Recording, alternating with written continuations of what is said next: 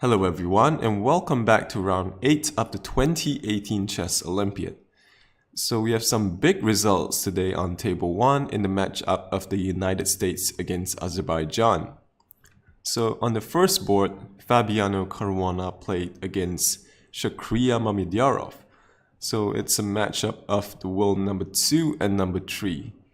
So Caruana had the white pieces, Mamedyarov with black. Let's see how the game goes. Caruana opens with e4, e5 from Mamedyarov, knight f3, knight c6, bishop e5, going for the Spanish game.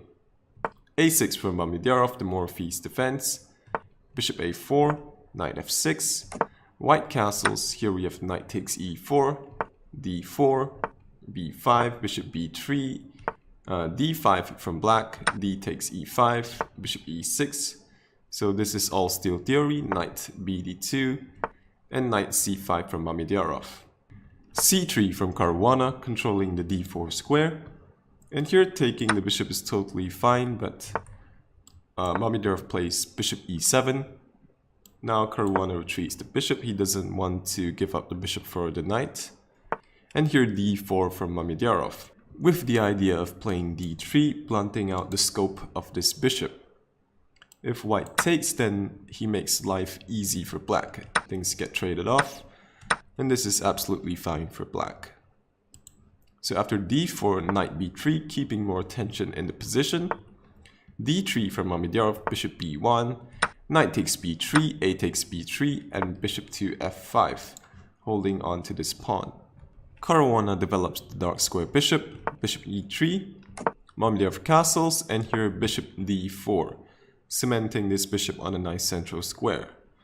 Here if knight takes, then after knight takes d4 with a tempo on this bishop, white also has ideas of knight c6, and after bishop retreats you play b4, stopping black from going c5, and if given a chance white is going to take on d3.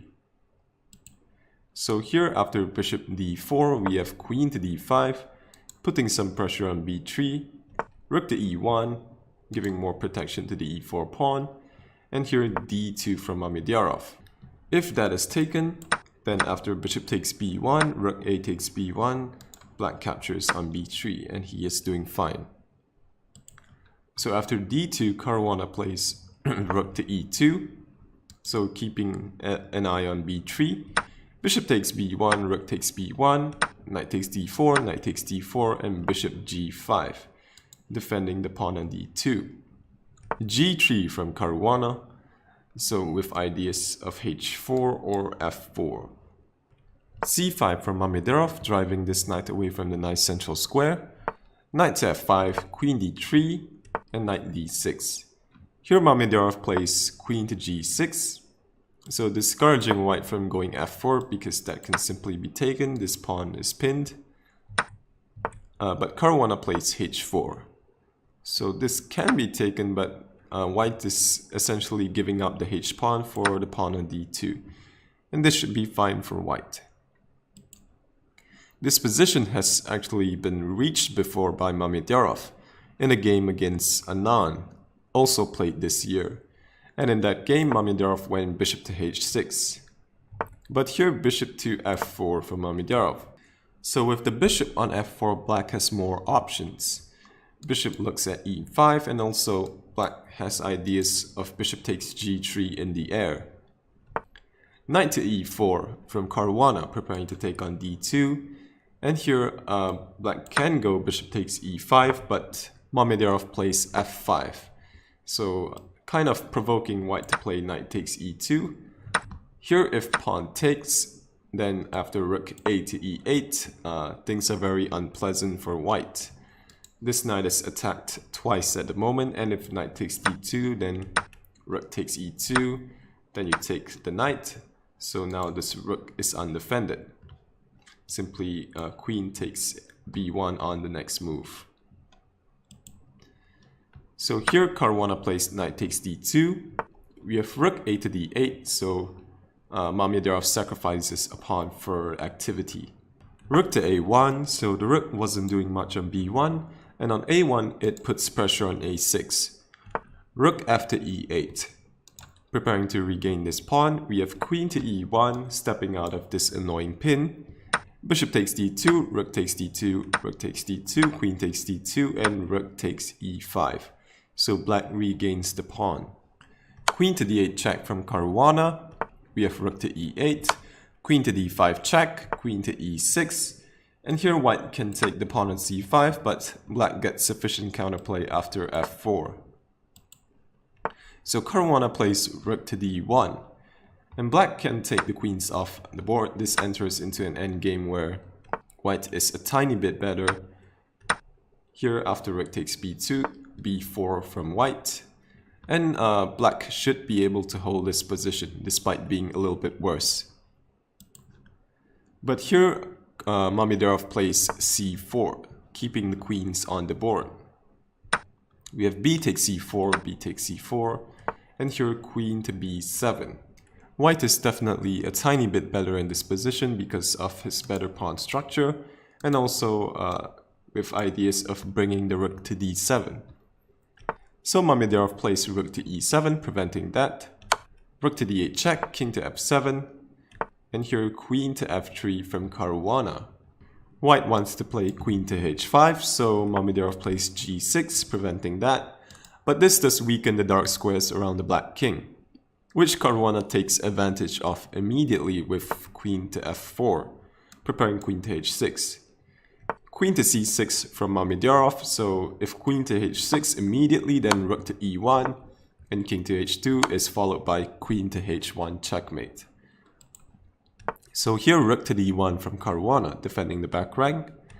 Rook to e4, queen to h6, king to g8, and Caruana pushes h5.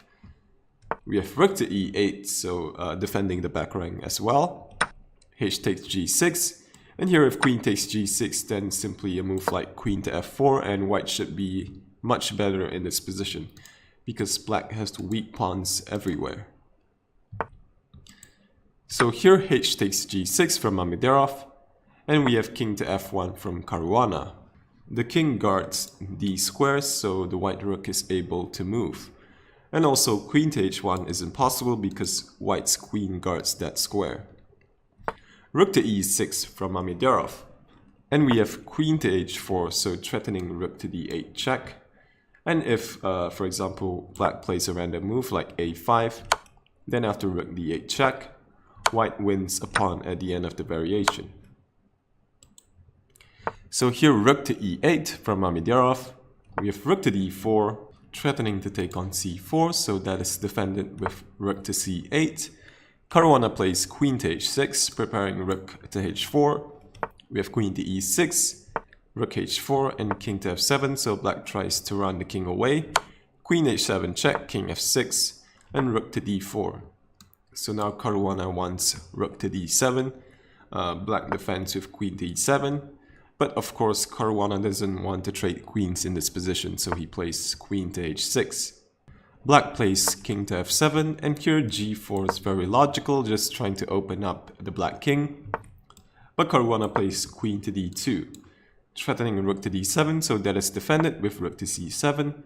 And now rook to h4, threatening rook to h7 check, winning the queen. King to f6. Queen d4 check, queen to e5, queen b6 check. So black's king is very exposed and white is the only one that can really push for a win here. Queen b8, so threatening to play queen to h8. King f6, queen to h8 check. King to e6, queen to g8 check, king f6 defending this pawn. And here rook to d4 from Caruana. Caruana keeps pressing on in this position, trying to make life difficult for Mamedyarov. So now he wants to go rook d8, and that can't really be stopped by black. Queen e7, we have rook d8, king to g5, and here f4 check. King to h5, and here rook to d2 from Caruana. So preparing to play rook to h2. And now black's king is caught in a mating net. Queen to g7, rook h2 check, king g4, and here a very nice move from Caruana, king to g2. So if queen takes, then simply rook to h4 is checkmate. So g5 from Mamedyarov, stopping rook to h4 for the moment, but queen to e8 from Caruana, so threatening checkmate on h5 and on e2. And it was in this position that Shakhriyar Mamedyarov resigned the game because there's no way to defend against checkmate. In the other games between the US and Azerbaijan, Radjabov managed to win his game against Wesley So, Hikaru Nakamura drew with Naiditch, and Shanklin managed to defeat Ralph Mamedov. So this means that after round 8, the US is the sole leader of the tournament. So I hope you enjoyed this video, and if you do, please subscribe for more future content. Thank you for watching and have a great day.